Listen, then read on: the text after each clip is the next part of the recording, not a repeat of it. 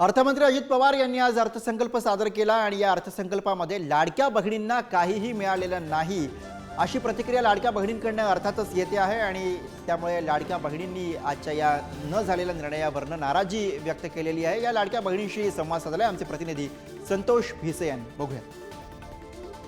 आपल्यासोबत लाडक्या बहिणी आहेत। मला सांगा ताई, आज अर्थसंकल्प सादर केला, या लाडक्या बहिणींना 2100 रुपये द्यायची घोषणा केली होती, मात्र आज फक्त 1500 रुपये दिले जाणार आहेत। म्हणजे तुम्हाला प्रति महिना म्हणजे हप्ता 1500 दिला जाणार। तुम्हाला काय वाटतं याबद्दल? 2100 रुपये देणार होते, 1500 रुपये म्हणले, पण 1500 रुपये काय हे, पण आता किती महागाई झाली, काहीतरी त्याच्यात यायले का?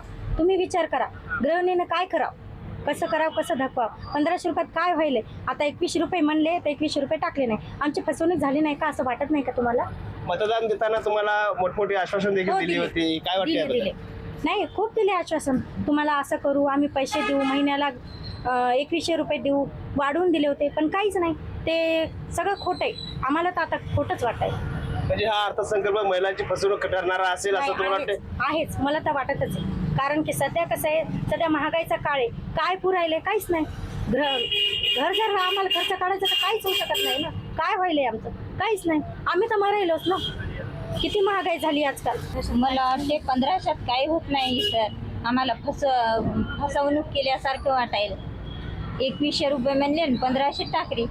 2100 रुपये द्यायला पाहिजे होता, आता निदान 1500 रुपये हप्ता तरी आता वेळेवर द्यायला हवा अशी आता मागणी जी आहे त्या मुख्यमंत्र्यांच्या लाडक्या बहिणीने केलेली आहे। संतोष भिसे, पुढारी न्यूज, हिंगोली।